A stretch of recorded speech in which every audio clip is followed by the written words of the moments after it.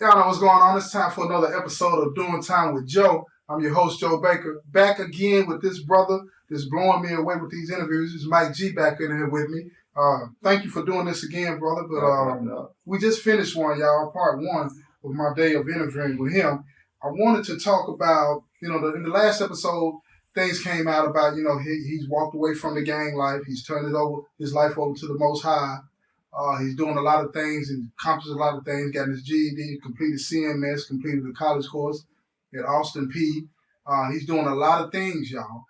He's really thinking about his family, his fiance, his son, and all of these things. So that's what I'm going to talk about in this episode. I want to talk about your fiance and what she means to you and what life looks like for you. What do you envision life looking like when you get out? Well, I want to have, I'm learning to get my CDLs. Right. Learning stuff about that. When I get out, I got to pay the fees to get my license. Mm-hmm. I got my license took from me when I was like 16 before I even had license. Good Lord. Yeah. That's just a permit. Yeah, I ain't even have that.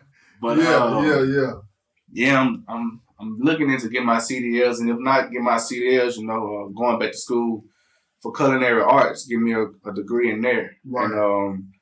And start saving up, buy me a food truck or something like that. Start small and then just work my way up because I either want to own my own trucks. Right. My only thing was I want to own my own restaurant. Mm-hmm. I'm trying to get a house. I'm trying to make sure my son's straight. Mm-hmm. Anything he want or need, I'm trying to make sure I can provide that for him. And whatever. So you said you just did something that most 20-some-year-olds do. You named a whole lot of things, right? Mm-hmm. That you want to do, and you have years ahead of you to do that, right? Right. But here's the thing that I want to make sure that you understand, and people that are listening understand, right?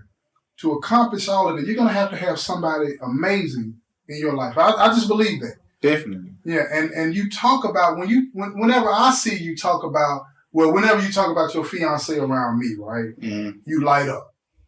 So this person that you're talking about is your fiance, the mother of your child, right? Right. And your future children. Right. Yeah, because you talk about that some. Mm-hmm.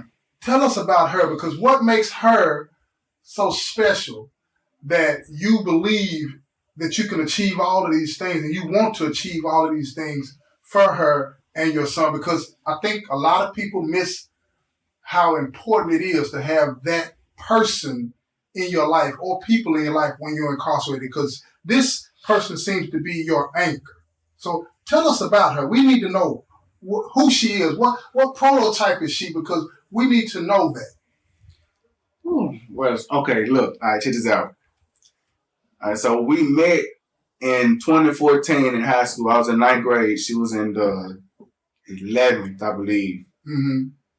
And I said we were best friends. I met her in gym class, and I actually wanted to be her boyfriend because she's she's gorgeous. Mm-hmm. She's 4'8", and she's just sweet, Just my baby, man. And, I walked up to her one day and I asked her. I was like, I asked her what her name was, and asked her if she had I asked her, could I be her boyfriend? Actually, just straight out the blue. I just went on and asked her. She don't know you. She don't know me. Yeah. I ain't gonna say we just had conversations, but every time I said I speak to her, I was crushing on her. So. Right. I was just like, I'm gonna go ask her, because I was talking to one of my homeboys. Right. My boy Tony. So I went and asked her, and I was like, you got a boyfriend? Can I be a boyfriend? Yeah. And she was telling me, she was like, I got a boyfriend already, things like that. Right. I'm like, dang. Like, so can I be your best friend then? Because that's the next best thing to being a boyfriend. And surprisingly, she said, yeah. And I was like, oh, snap, I'm in the door.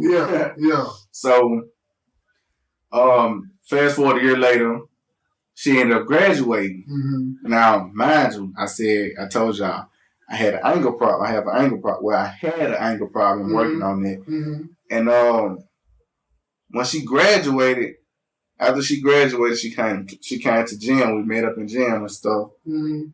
And we took some pictures and stuff and shit up, and she gave me a kiss. Mm-hmm. But she kissed me on my jaw. And man, I'm talking, I had my heart racing, bro. I'm like, man, I gotta get this woman, man. So after she left, I kind of went like downhill from there with schools, you know, because she was the reason I was going to school. Right. I ended up getting kicked out of that school. Mm-hmm. Went to another one. Got kicked out. I got kicked out of all my schools. Mm-hmm. But that's another reason I didn't finish high school. But anyway, like 3 years later, 2017, I was going to meet up with my boy Tony. Mm-hmm. And on my way there, I didn't know it was her, but she knew it was me. Right. And we was about to cross each other's paths. And when she seen me, she just stopped in her footsteps. I thought somebody about to do something to me. So I'm turning around looking. I'm like, the heck? What's wrong with this girl? Then she had up my nose. She's like, is that Michael? And when I looked at her, I said, I'm like, LaRobin? Mm-hmm. And she got all happy. We got happy, excited, and we hugged, and we just hugged, and I didn't want to let her go. Yeah. So at the time, she had a boyfriend, but she was walking to work by herself. She didn't have a car. So I asked her where she was going, things like that, and she was going to work. So I walked her to work. Mm-hmm. So I get back, go kick with my homeboy. A few days later, she texts me on Facebook. I guess her boyfriend was having problems or whatever. Mm-hmm. I don't care. Mm-hmm. And we still best friends. Mm-hmm. So she texts me and she asked me, to come over. So I go get my little stuff, my little weed and cigars and snacks and stuff, y'all. I'm like, we finna kick it. So I went over and we kicking it and stuff. Mind y'all, I'm a great cook. Everybody eat my food. They love my food. Y'all should be looking for my restaurant sooner or later. I don't know where it's gonna be. Yeah. But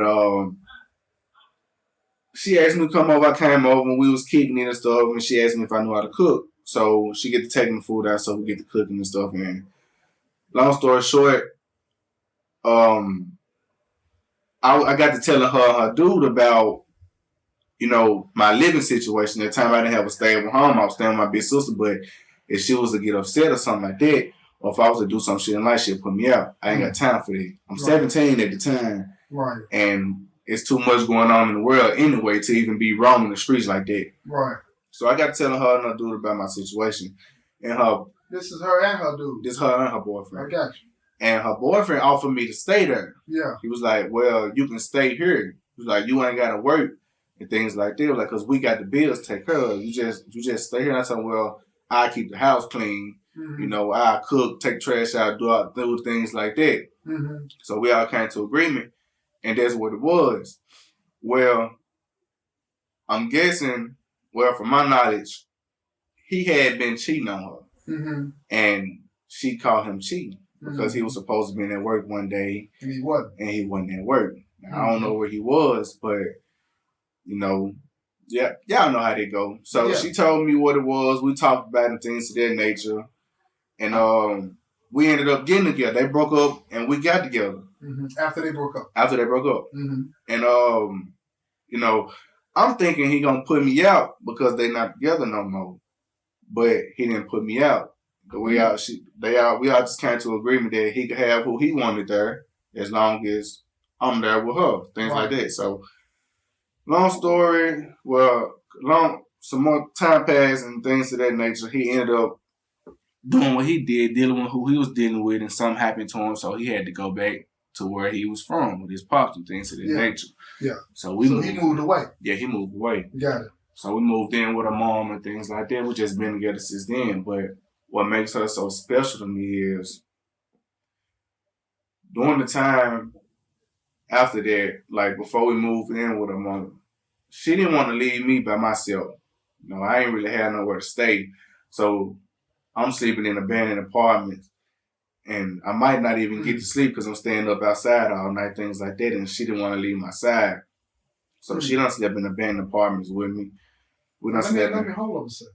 So she had somewhere to go. You didn't. And she decided to stay with you. She decided to stay with me. Mm-hmm. Yeah. Go ahead. We slept in cars together. You know, we done stole things together. Like, whatever it took for us to survive with each other. We did it. Yeah. And I said she my best friend. This was my crush, my best friend. This my baby. You know. So let me ask you this then. So when you committed whatever crimes it was, you came to prison, right? Mm-hmm. How did that affect her? Because by now, you're a father, right? Right. How did that affect her? Because y'all sound to me like y'all thick as thieves. Yeah, that's my baby, man. She was hurt. I can imagine she was hurt, but that's not a strong enough word. No, it's really not a word on this earth that can describe the pain that she felt when I left like this. Because was she angry with you? She was for a long time. She just told me like 5 months back that, you know, we was on the phone and we was talking, and she told me, she was like, she just started going off. Yeah. And and as she go off, I realized by the things that she was saying that this is anger that she had built up from the night I got locked up. So as she say the things that she say, you know, I let her talk. What did she say? You just stop skipping over there. What did she say? She was just telling me how she hated that I left like I left. She felt like you abandoned her. She felt like I abandoned. Yeah, she felt like I abandoned them. And like, mind you, when I was there, when I was out, my son is my world. You know, my son. If I couldn't take my son with me where I was going, I'm not finna go. And you know, our relationship wasn't just, you know, because I'm not gonna just say it like we was perfect. Our relationship wasn't the best, but we worked it out all the time. Like I've done things. I've cheated on her. Mm-hmm. I'm not gonna lie. I'm not perfect. I'm not. She knows that now, and she knows that. She knows about every time I did. You know, and only thing I do was apologize and try to, you know, be better after that. But, you know, after you start making the same mistakes, after you make the same mistake over and over, it's not like it's a mistake. It's like it's on purpose now. This is what you want to do. This is what you want to do. And did she feel like that? Yeah, she did. So that's some of the stuff that she was telling you when after you was incarcerated, when y'all were talking, when she just snapped out. Yep. All of the things that you did. Everything that I've done. We've been together 6 years. Everything that I've done over the past 5 years, that is what she was telling me about. She just let you know. That's been on her. Yeah. And how? Okay, wait a minute. Hold on. You're going too fast. Hold on. So my thing now, when she did you like that, how did that make you feel, and what were you thinking while she was doing it? I was hurt because I didn't.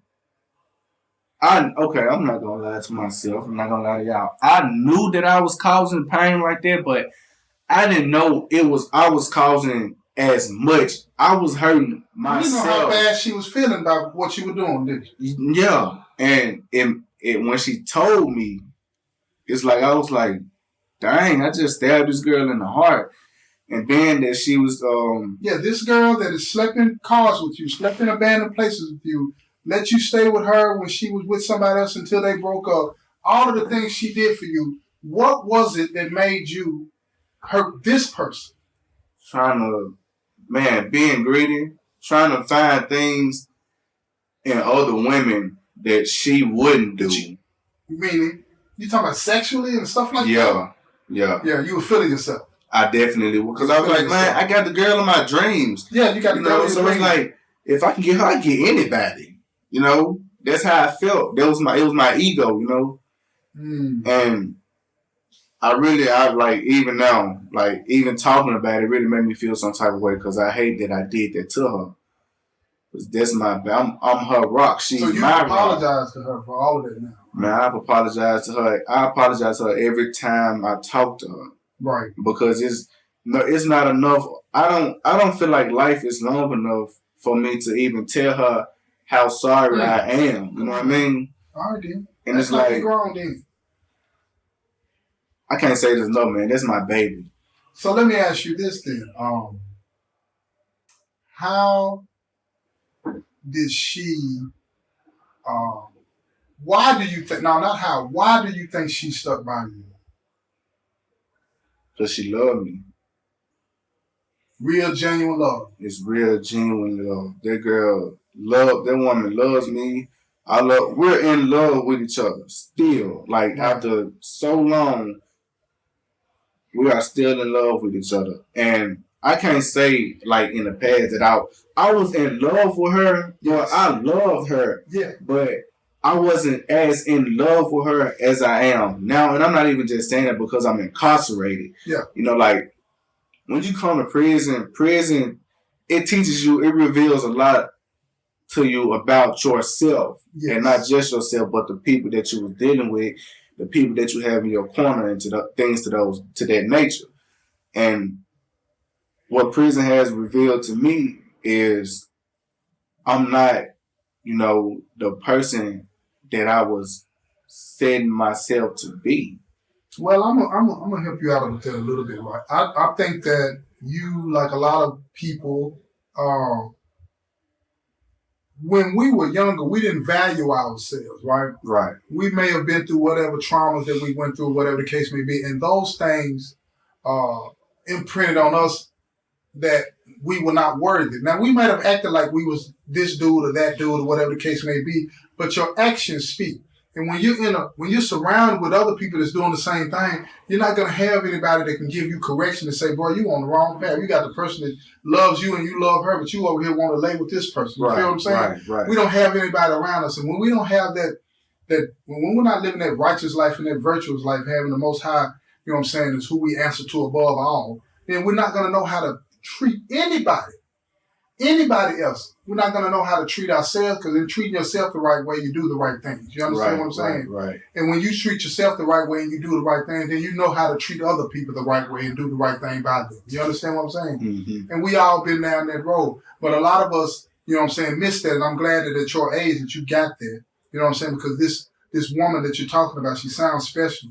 And I asked these questions about her because I want people to know what type of person, what type of character somebody would have to stick with somebody that has done as much as you did to her. You feel what I'm saying? Yeah. And then come to prison, because evidently she held all of that in. She did. She did. She's not the type. I'm not gonna say she's not the type to talk about her emotions. She don't know how to express her emotions. Mm-hmm. So she just let it all build up. And then, mm-hmm. She'll just explode. Yeah. So dealing with that, I had to let her get it out. Yeah. Because I understood okay, well, at first when she first started, I'm not gonna lie, I kept trying to talk over her, but then I realized nah, she actually need to get this stuff off. She need to say these things. So I'm gonna let her say what she need to say. Yeah. And I'm not just gonna let her say it. I'm gonna take heed. I'm gonna understand. I'm gonna listen to her. Yeah. Because you received it. I received everything that she said. You felt it. Yeah, I actually did, because I had to put it in terms of what if this was my baby sister? What if this was my mom?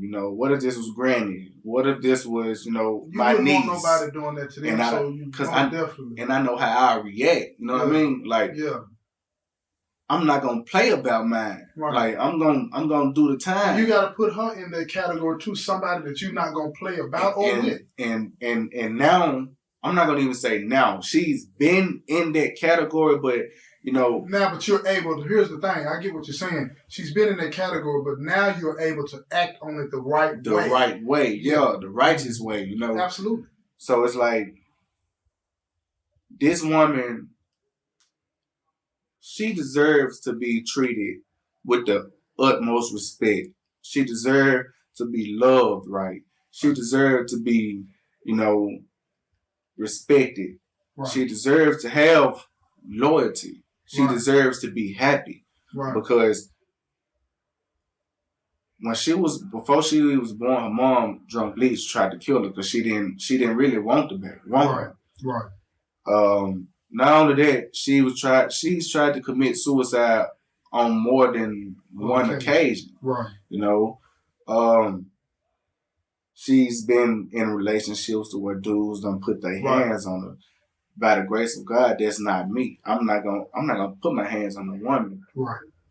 But that sometimes, bro, man, we'll profess that we're not gonna be the type of person to get physical, but the emotional stuff that we do to them is it's the same thing. If not worse, sometimes.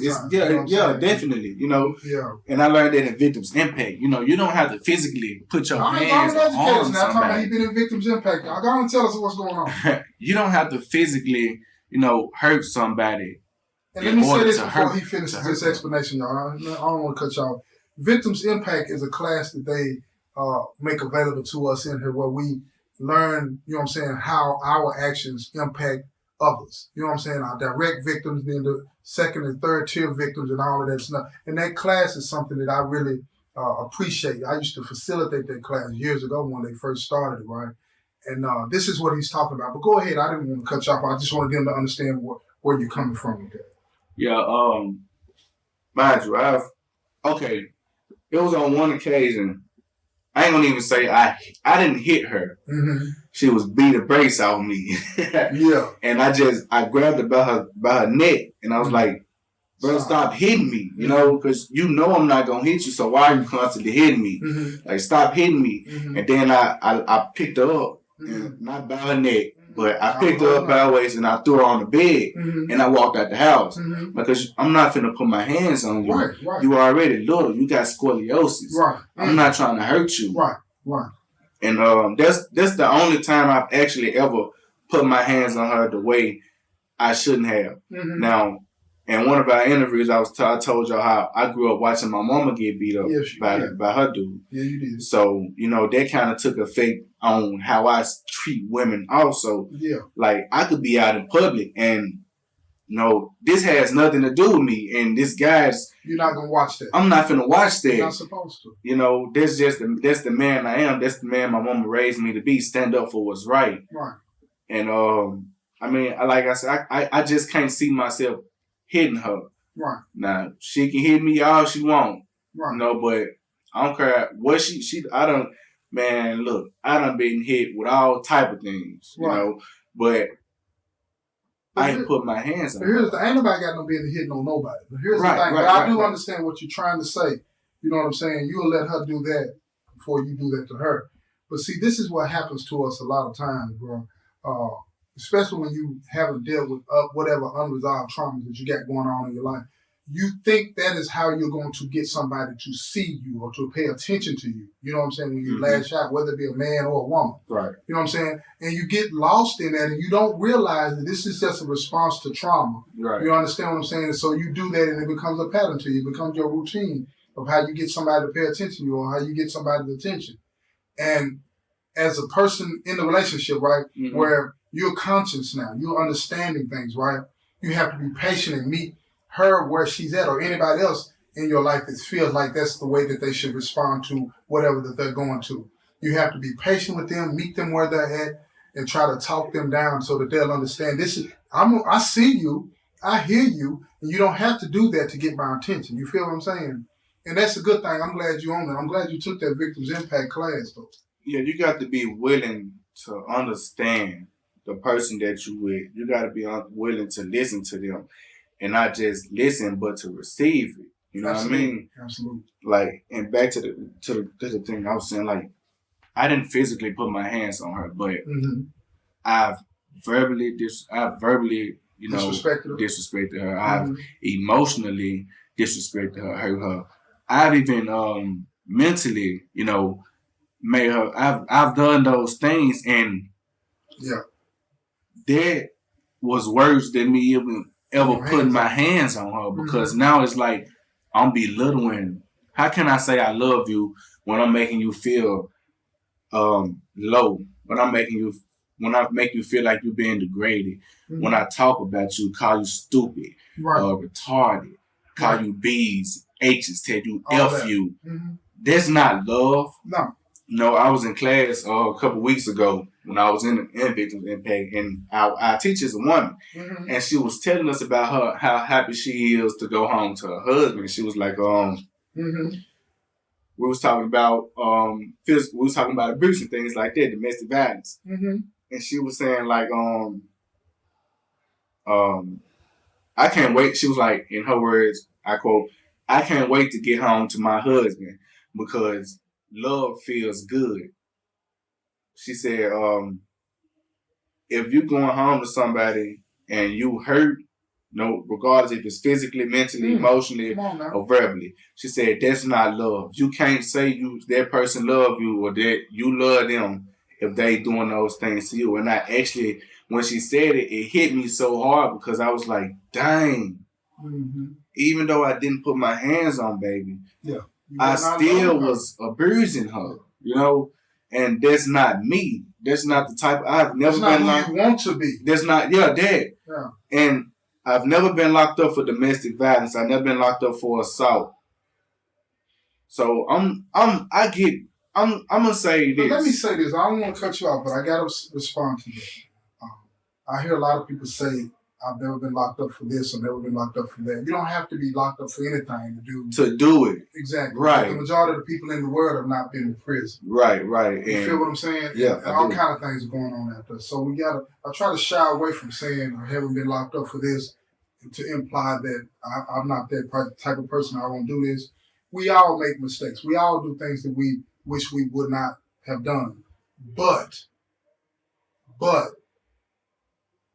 the issue for me when it comes to things like that is that we are responding to trauma, whether we want to admit it or not, right? And believing that is the way that we should respond. If you think that hurting somebody, belittling somebody, calling somebody out of their name, eroding their self-esteem, if you think that's the way to get their attention and it works for you once or twice, then you're going to continue to do that.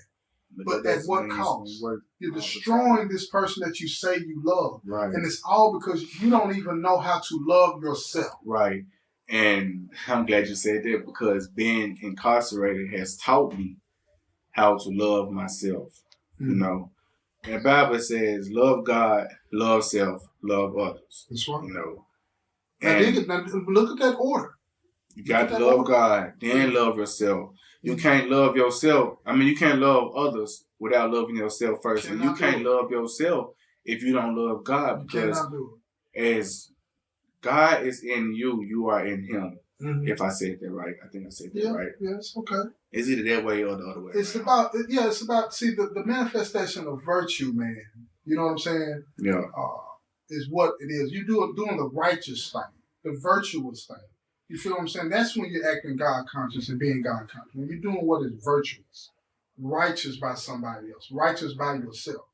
And it's easy to pass that down. It becomes pattern, it becomes routine. Yeah. It's like secondhand nature. It's secondhand when you practice that.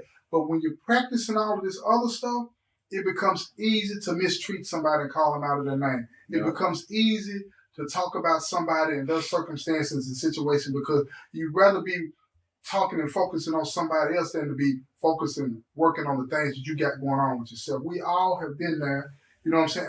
I'm just grateful, man, that you have come to that place, especially at the age that you are. That is a rarity. I'm grateful. It's a rarity. I'm grateful for this, this experience. Mm-hmm. Because I was doing a lot out there, but if I would have never came to prison. Y'all hear me say that? Y'all heard me say that before. Go on, I'm going to let you finish that statement. I'm going to cut you up. Go ahead. If I would have never came to prison, I wouldn't have realized, how lost I really was. Mm-hmm. Now, I know God set me, because I could have been dead, You could have been. And I feel like instead of me dying, God was like, I'm going to sit you down this way and give you a chance. Okay, listen to me, y'all. This is why me and him finna disagree. Now, let me make my case on that.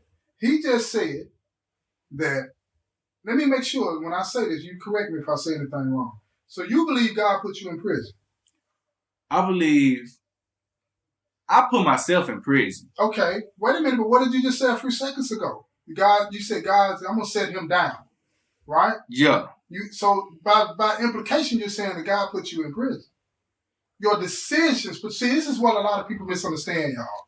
And reading the Bible, don't listen to me. We have sovereignty over our decisions. God gives us the right to decide. Exactly, right? Right. Okay. Now, by you having the sovereignty over your decision, the consequences that come from that is based on the decision that you make. Right. If you make a bad decision, these are the things that can happen to you. If you make a good decision, a virtuous decision, a righteous decision, these are the things that can happen to you. You understand what I'm saying? Yeah. When we made the decisions, whatever they were, we made them and we ended up in prison. Now, God has mercy on us. You understand what I'm saying?